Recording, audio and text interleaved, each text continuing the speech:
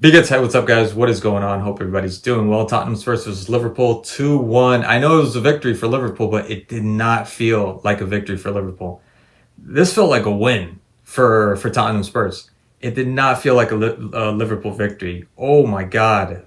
Oh my God. How did they even keep the 2-1? Honestly, quite honestly. Had this game extended 5 more minutes, Tottenham were going to come back and tie. And even probably, no, forget tying. They were going to win this game. That's why he made the changes towards the end. That's why Slot made those changes. He wasn't afraid of the tie. He was afraid of the win. The win was coming. It was coming for them. Look, the first half, it seemed like I had no issues with it. It seemed like a run-of-the-mill EPL game. I had no problem. Liverpool weren't doing much. Yes, they were controlling the ball or controlling the game. They had a good amount of possession of the ball. It was Tottenham that looked somewhat dangerous. Colomwani had a header, maybe just shot. Really exercise saves for Alisson. And then there was the one good play from Kudus, this beautiful long distance pass to Porro, and Porro with the center. And Spence was having a pretty decent game up until then. So the confidence was there. Maybe the ball was a little bit too heavy, too hard. And Spence just couldn't get to it. But they got close. They got somewhat close without really controlling the match. And then yes, Xavi Simons, I don't know what the dookie was going on with him when he went to tackle what's his name, Van Dijk. I don't think he was tackling. I don't think it was like ill intent. I don't think he was frustrated with anything Van Dijk, because Van Dijk doesn't arise that. He doesn't bring that out of you. He's not that kind of player. I think he was just upset because he was not having a good game. Xavi Simons again was not having a good game.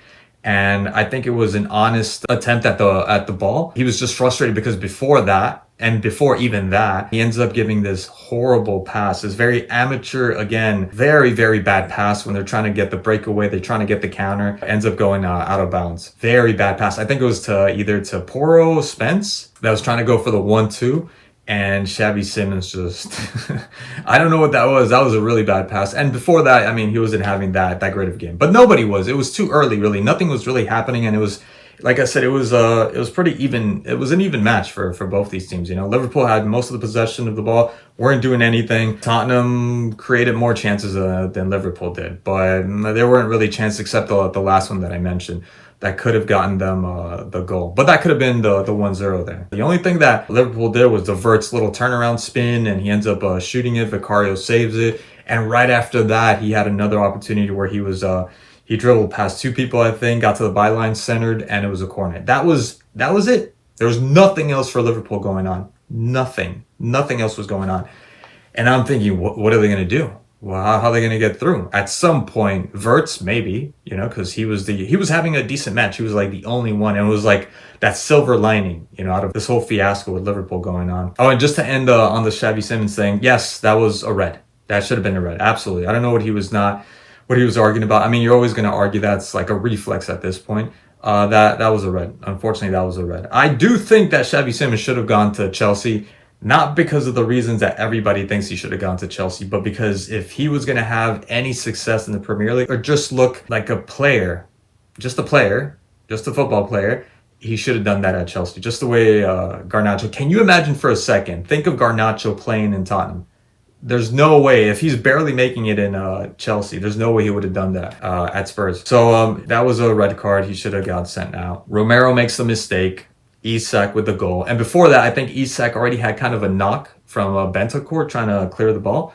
I don't know if that was the same leg. I don't know if it had anything to do with the play when he scored the goal, because you could see Van de Ven with a tackle, and his knee or his whole leg was pretty much engulfed with a scissor tackle. I don't think there was any, again, ill intent there, but he ends up tackling him.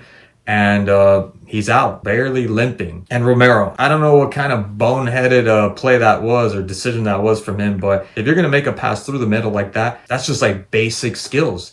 He couldn't even get the ball to lift up. He couldn't even get the ball past the first striker or the defender, because there was another defender with him. He couldn't even do that and gives the ball away. 1-0. Romero, 1-0. And then followed by the action from, Colomwani, getting a deflection shot from Kirkes, ends up hitting the post. Maybe there could have been something there. Luckily, nothing happens for Liverpool. And then right after that, Frimpong, who came in for Isak, ends up faking out a Spence. And luckily, he took the time that he did, because that wasn't the best center. Ends up getting a deflection from Spence's leg. And I guess that was the ball that Ekitike needed. There was a little bit of a charge, you can say, a little bit of him leaning into Romero, but I could see that being given as a foul. Yeah, absolutely. But I also could see it not being given as a foul. And I think it kind of dazed Vicario because maybe he could have gotten to that ball. Yeah, I think he should have been able to get to that ball. But Ekitike again with the save. And what the hell was that celebration about? Showing his boner to everybody.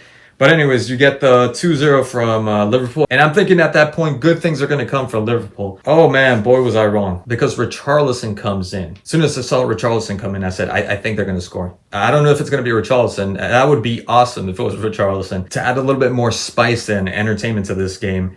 And lo and behold, with the skirmish and the rebounds that were going all around, Van Dijk wasn't able to get to that ball. Romero also was trying to get to that ball, although he was trying to center it back in, but it ends up falling right to Richarlison that gets the 2-1. And then minutes after that, you get Curtis Jones making a bone. I don't know what he was doing. He gives the ball away and Richarlison all by himself. And luckily, 3 guys ganged up on him, took the ball away and nothing happened. Because that would have been absolute football cinema had he scored. And not long after that, Frimpong ends up cutting his lip and Chiesa comes in for Frimpong, which I didn't understand that move, but Chiesa comes in. I was gung-ho. I was rooting for my boy Chiesa to score the winning goal. For me, that 3-1 was the winning goal, not the 2-1. That to me was a still 2-2 or a 1-1.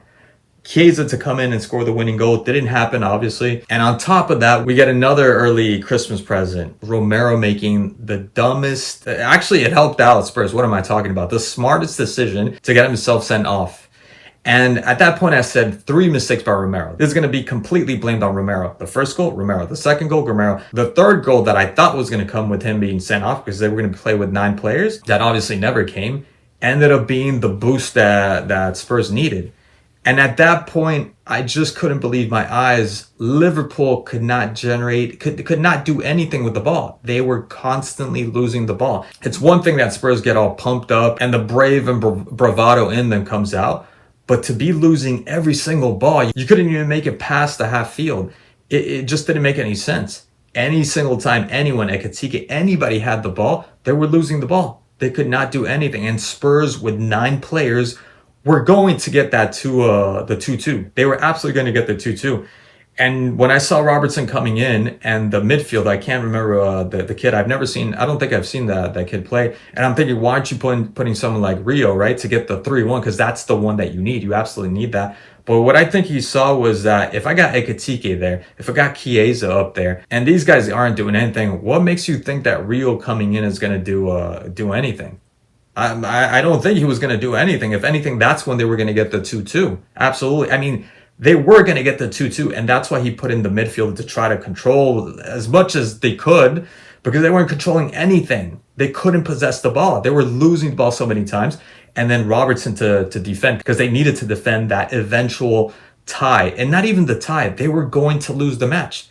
And he knew that they were going to lose the match. So although I wanted Slot to go more on the offensive, he was smart to do what he did. It frustrates me to say that because they should have gone for the 3-1. How are you putting in a defender and a midfielder when you've got that 2-man advantage? How is that happening? Even with 1 man, let's be honest. To me, like I don't see the difference sometimes because there's so many games that you see the other team, the disadvantaged team, the so-called disadvantaged team, just start playing better.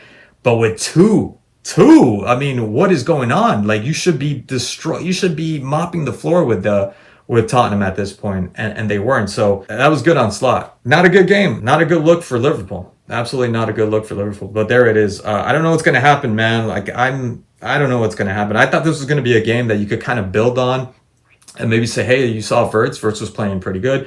Isak, he scored his goal. Yeah, he's injured. But no, I don't think so. And then Curtis Jones, every now and again, I kind of see Curtis Jones getting to this higher level when it comes to midfield and just how silky and velvety smooth he looks when he's playing out there, right? Like he just seems like he's getting better. Soboslai, all these players, like perhaps are going to put the first part of the season, behind them. And then you're going to start seeing good things from Liverpool. But I doubt that. I highly doubt that. Anyways, guys, that's all I have to say. Thank you so much for watching, and I'll catch you guys in the next one.